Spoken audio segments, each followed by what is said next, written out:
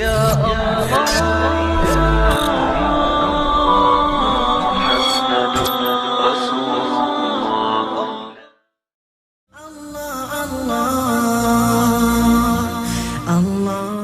নাহমাদুহু ওয়া নুসাল্লি আলা রাসূলিহিল কারীম আম্মা বা'দ। আজকের মজলিসে আমরা আলোচনা করব মৃত ব্যক্তির বদনাম করা, মৃত ব্যক্তির নিন্দা জ্ঞাপন করা শরীয়তের দৃষ্টিতে জায়েজ কিনা এই বিষয়টি। এ বিষয়ে আমরা আপনাদের সামনে বুখারী শরীফের একটি হাদিস পেশ করতে চাই।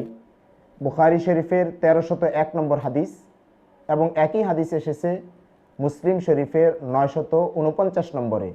হযরতে আনাস ইবনে মালিক রাদিয়াল্লাহু তাআলা আনহু থেকে বর্ণিত হাদিস। তিনি বলেন, মাররু বিজানাজাতিন ফাআসনাউ আলাইহা খায়রান ফাকালা আন-নবী সাল্লাল্লাহু আলাইহি ওয়াসাল্লাম ওয়াজাবাত। যে একদল লোক একটি জানাজা নিয়ে অতিক্রম করছিল, উপস্থিত সাহাবায়ে কেরাম ওই জানাজার লোকটিকে দেখে উপস্থিত সাহাবায়ে কেরাম তার খুব প্রশংসা করলেন। তখন হুজুর সাল্লাল্লাহু আলাইহি ওয়াসাল্লাম তাদের প্রশংসা শুনে বললেন ওয়াজাবাত, যে তার জন্য ওয়াজিব হয়ে গেছে। সুম্মা মাররু বিউখরা, এরপর কিছুক্ষণ পরে লোকজন আরেকটি জানাজা নিয়ে আসলো, আরেকটি জানাজা নিয়ে যাচ্ছিল। ফাআসনাউ আলাইহা শাররান, সাহাবায়ে কেরাম ওই ব্যক্তির লাশ দেখে তার খুব নিন্দা জ্ঞাপন করলো। নিন্দা জ্ঞাপন করার পরে ফাকালান নবী সাল্লাল্লাহু আলাইহি ওয়াসাল্লাম ওয়াজাবাত, হুজুর সাল্লাল্লাহু আলাইহি ওয়াসাল্লাম বললেন ওয়াজিব হয়ে গেছে। ফাকালা ওমর ইবনুল খাত্তাব রাদিয়াল্লাহু আনহু মা ওয়াজাবাত, ওমর রাদিয়াল্লাহু তাআলা আনহু রাসূল করিম সাল্লাল্লাহু আলাইহি সাল্লামের মন্তব্য শুনে ওমর রাদিয়াল্লাহু তাআলা আনহু রাসূলকে জিজ্ঞাসা করলেন, ইয়া রাসূলুল্লাহ, কি ওয়াজিব হয়ে গেছে? ফাকালা আলাইহিস সালাতু ওয়াস সালাম, তখন হুজুর সাল্লাল্লাহু আলাইহি ওয়াসাল্লাম বললেন, হাযা আসনাইতুম আলাইহি খায়রান ফাওয়াজাবাত লাহুল জান্নাহ। প্রথম ব্যক্তির তোমরা ভালো প্রশংসা করেছো, তাই তার জান্নাত ওয়াজিব হয়ে গেছে। ওয়াহাযা আসনাইতুম আলাইহি শাররা ফাওয়াজাবাত লাহুন নার। আর দ্বিতীয় ব্যক্তির তোমরা বদনাম করেছো, তার নিন্দা জ্ঞাপন করেছো, তাই তার জন্য জাহান্নাম ওয়াজিব হয়ে গেছে। আনতুম শুফাআউল্লাহি ফিল আরদ। এরপরে রাসূল বললেন যে তোমরা পৃথিবীতে আল্লাহ তাআলার সাক্ষী। তো এই হাদিসের মাধ্যমে বোঝা যায় যে একজন ব্যক্তির নিন্দা জ্ঞাপন করা এবং প্রশংসা করা, এর উপরে অনেক সময় সেই ব্যক্তির জান্নাত এবং জাহান্নামের ফয়সালা নির্ভর হয়ে যায়। এজন্যই রাসূল করিম সাল্লাল্লাহু আলাইহি ওয়াসাল্লাম কোনো ব্যক্তির যখন ইন্তেকাল করে তো তার খারাপ বিষয়গুলো আলোচনার মধ্যে আনা, তার নিন্দা জ্ঞাপন করা থেকে রাসূল করিম সাল্লাল্লাহু আলাইহি ওয়াসাল্লাম নিষেধ করেছেন। কিন্তু এখানে প্রশ্ন হচ্ছে যে কোনো ব্যক্তি যদি প্রকাশ্য কাফের হয়, প্রকাশ্য মুনাফিক হয়, কোনো ব্যক্তি যদি নাস্তিক হয়, কোনো ব্যক্তি যদি প্রকাশ্যে বেদাতি হয়, ফিসকের কাজ করে, তাহলে সেই ব্যক্তিরও কি নিন্দা জ্ঞাপন করা জায়েজ নেই?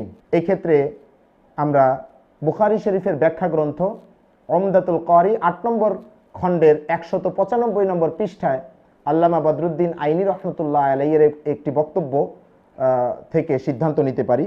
আল্লামা বদরুদ্দিন আইনি রহমতুল্লাহ আলাইহি এই হাদিসের ব্যাখ্যা করতে গিয়ে তিনি বলেছেন, ফাইন কিলা কাইফা ইয়াজুজু যিকরু শাররিল মাউতা মা উরুদিল হাদিসিস সাহিহ আন যায়েদ ইবনে আরকাম রাদিয়াল্লাহু আনহু ফিন নাহি আন সাব্বিল মাউতা ওয়া যিকরিহিম ইল্লা বিখাইরিন।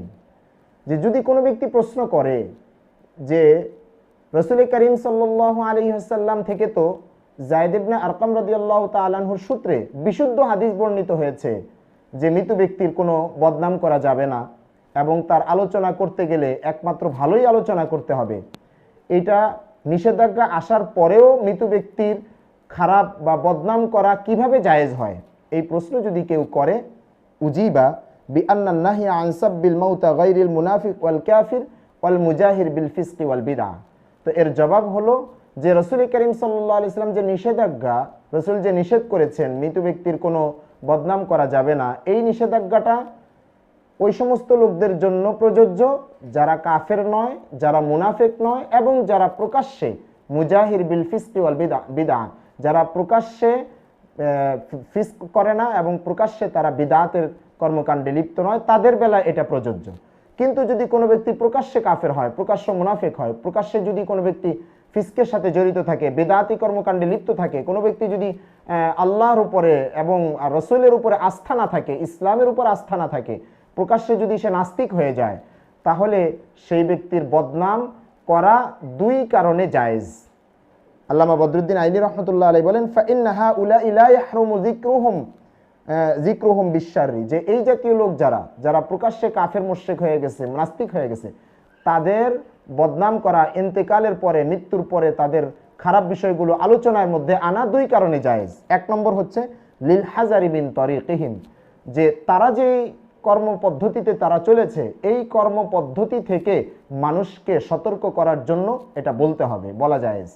আর দুই নম্বর হচ্ছে অমিনাল ইক্তিদা ইবিহিম, মানুষ তাদের অনুসরণ করতে পারে, এই অনুসরণ থেকে মানুষকে সতর্ক করার জন্য তাদের বিষয়গুলোকে, তাদের খারাপ বিষয়গুলোকে মানুষের সামনে বলা জায়েজ রয়েছে। আল্লাহ তাআলা আমাদেরকে কথাগুলো বুঝার, এর উপর আমল করার তৌফিক দান করুন।